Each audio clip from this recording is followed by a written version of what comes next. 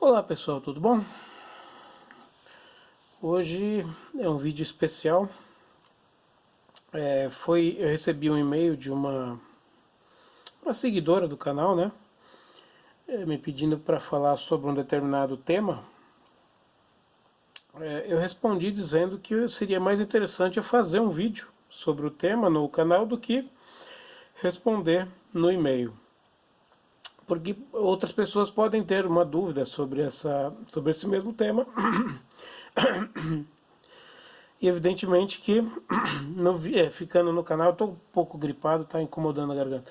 Então evidentemente que ficando no canal vai conseguir atingir todas as pessoas, né?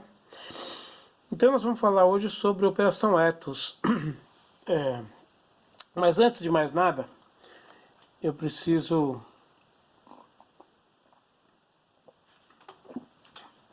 eu tenho amigos fora do Brasil que de vez em quando assistem meus vídeos. Eles não entendem porra nenhuma de português, tá certo? Mas eles assistem os vídeos mesmo assim.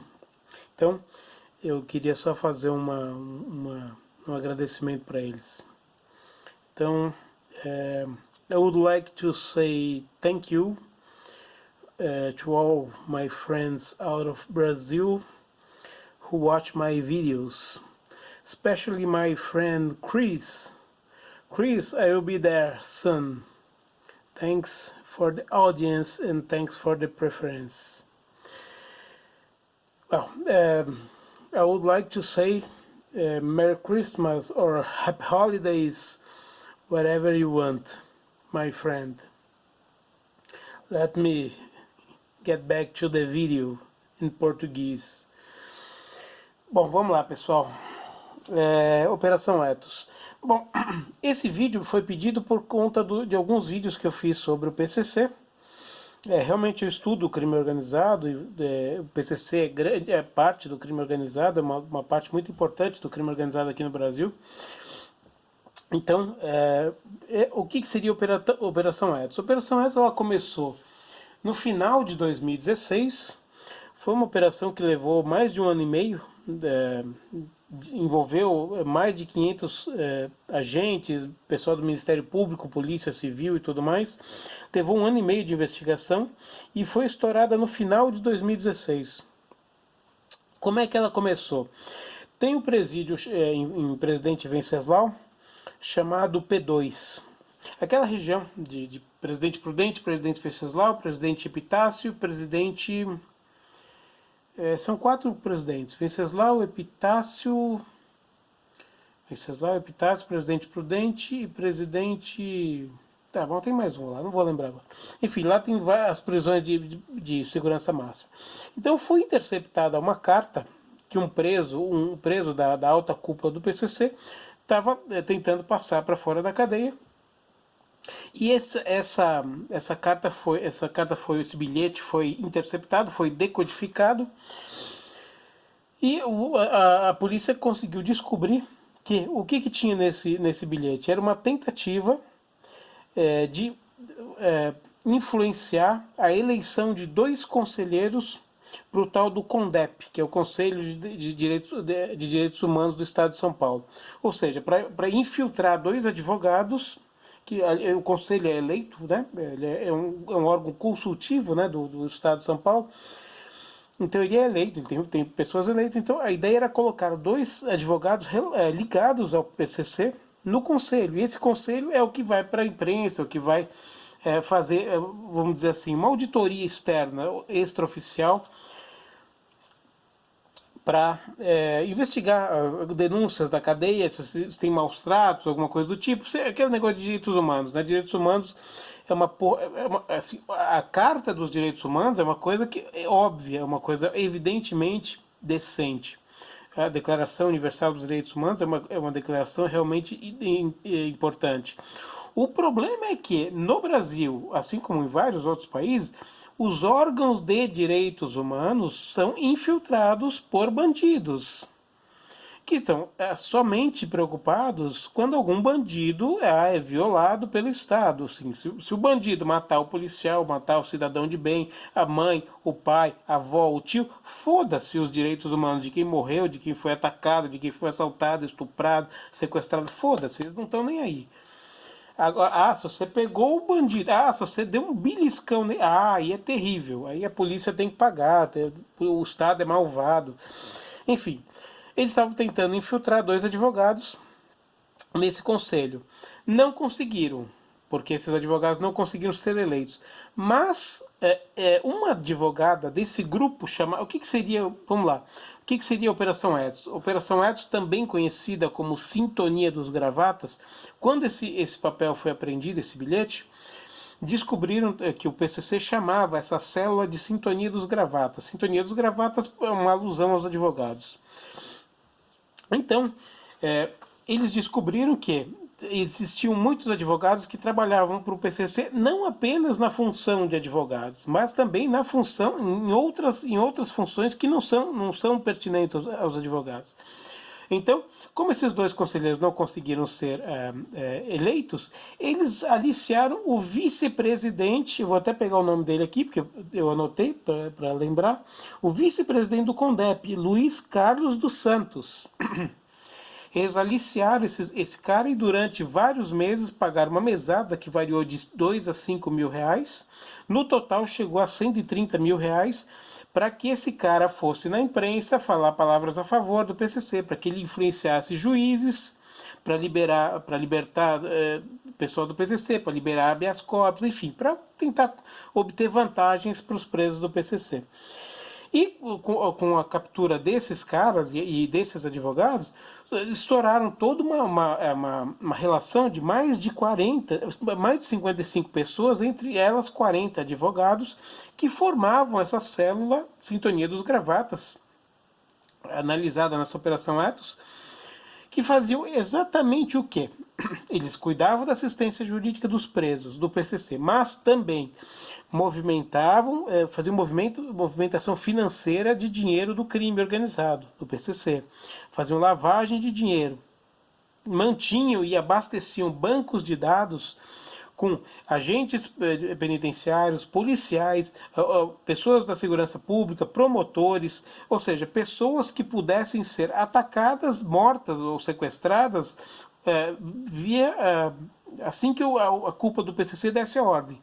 Deu a ordem, você tem lá os dados, onde mora, quem é, onde trabalha, onde estuda o filho, ou seja, um banco de dados para você poder atacar essas pessoas quando você precisasse. Então, e serviam também de pombo correio, por causa daquela confidencialidade entre os advogados e os presos, então eles serviam para passar recados. O tal dos salves. O bandido está preso, ele chama advogado, teoricamente seria para estudar o processo dele, mas não é para estudar o processo dele. Ele dá informação ao advogado, vamos fazer uma operação X, vamos estourar o caixa eletrônico X, vamos fazer um contrabando isso, vamos ter que conseguir aquela boca de fumo, matar o cara ali, enfim. Passavam as ordens de dentro da cadeia. Já que lá em Presidente Venceslau, nessa P2, não dá para ter celular, porque o sinal de celular não pega, então os advogados serviam de intermediários para isso. Então, e a Operação Etos desbaratou exatamente isso, essa sintonia dos gravatas.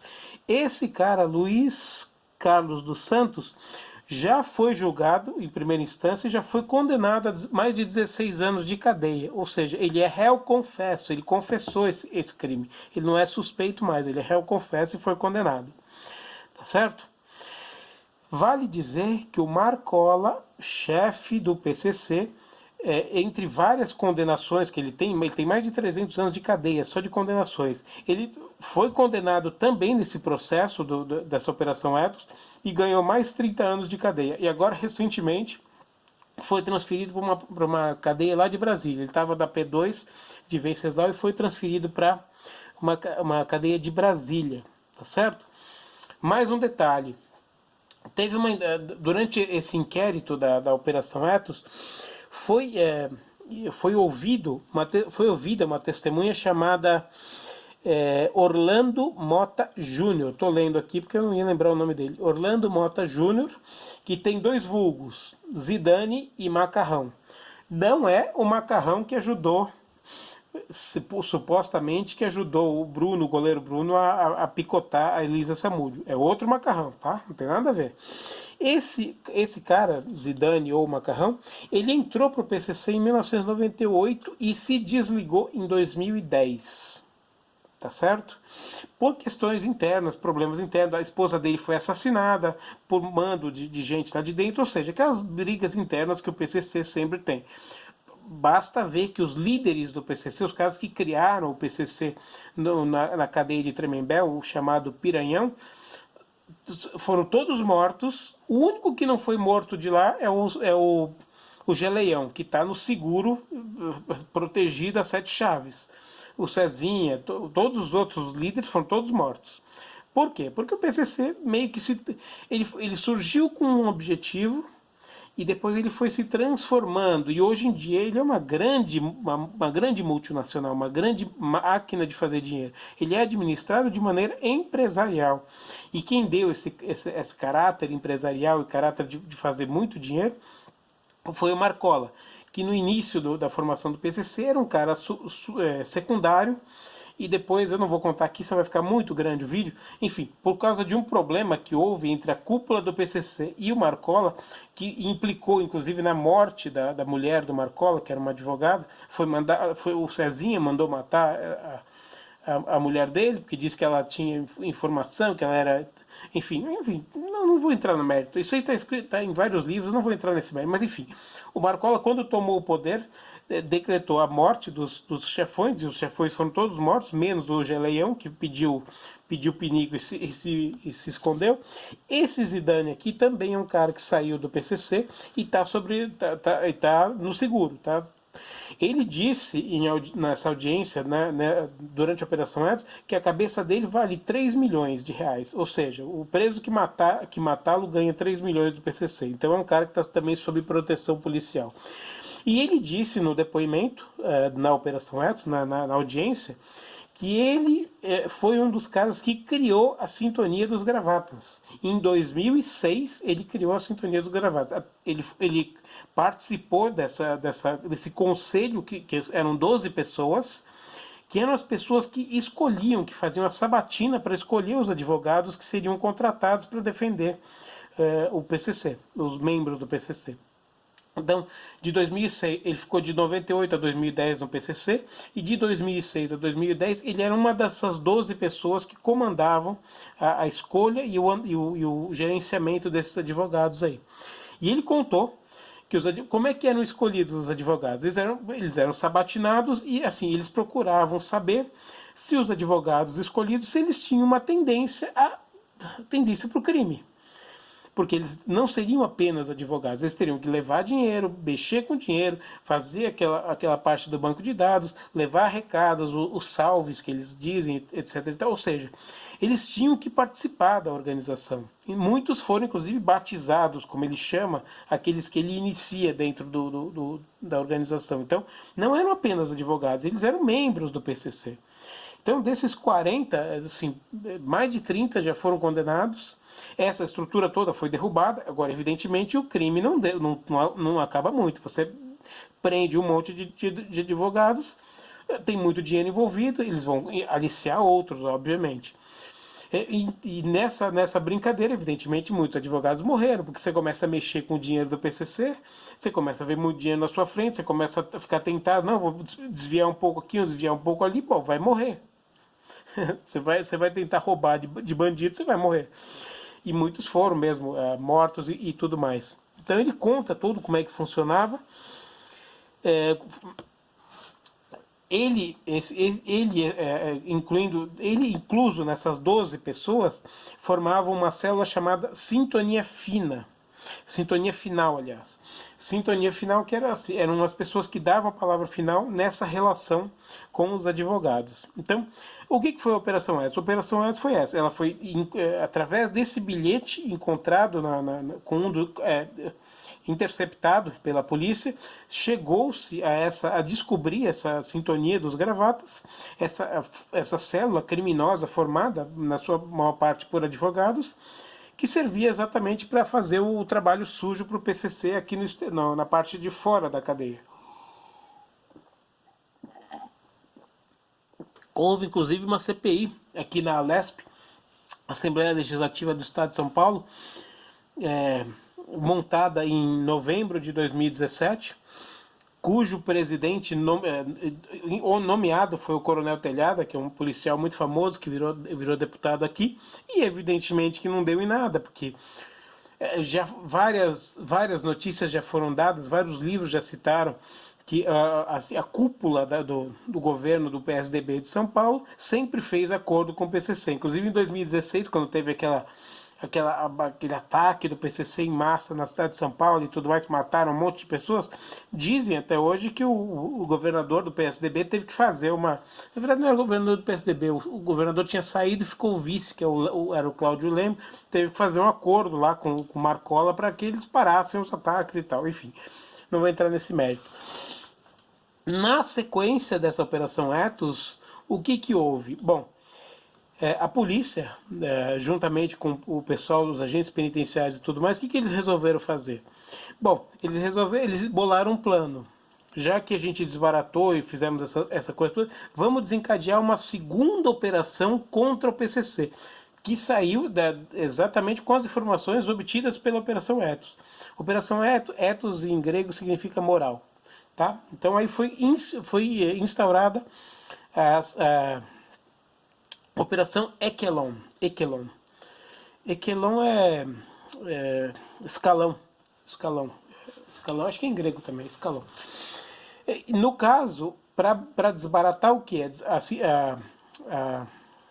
sintonia dos gravatas já tinha sido desbaratada. Aqui era para desbaratar a sintonia dos estados e dos países, porque o PCC já estava alastrado em todos os estados e já estava atacando em alguns países.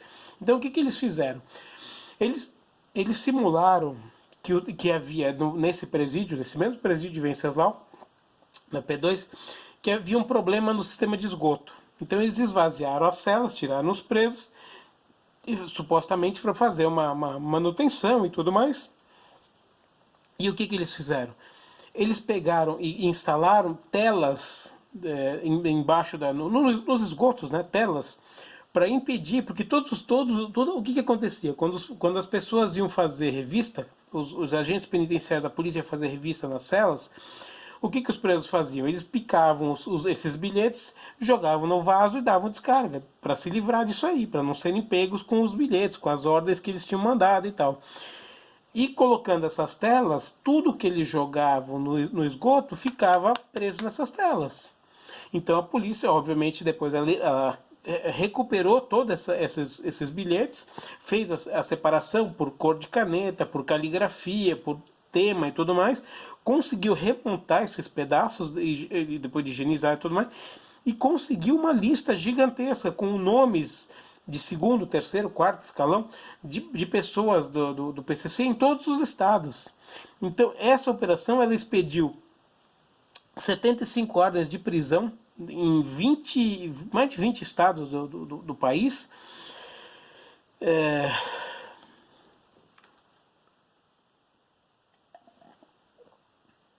E acabou desbaratando grande parte da cúpula do PCC nos estados, porque conseguiu chegar nos nomes das pessoas. O mais difícil é você saber quem são os cabeças. Então, conseguiram prender muita gente. Então, foi uma operação muito bem sucedida também. Então, assim, a vinda da Operação Ethos, também teve essa Operação Ekelon, que também prendeu muitos membros do PCC. Agora, a gente sabe que no mundo do crime, assim, você desbarata, você derruba um líder, outro assume. É igual como funciona o tráfico de droga nos morros do Rio, por exemplo, ou em qualquer boca de fumo. Tem o dono da boca. Esse cara é o dono da boca, ele tem os seus soldados, tem o gerente do tráfico e tudo mais. Esse cara um dia vai ser morto, ou por outro bandido, ou por outro cara de outra facção, ou por alguém da própria facção, ou pela polícia, ou por o que quer que seja. Uma hora ele vai morrer, ou vai ser preso. E quem está embaixo vai assumir.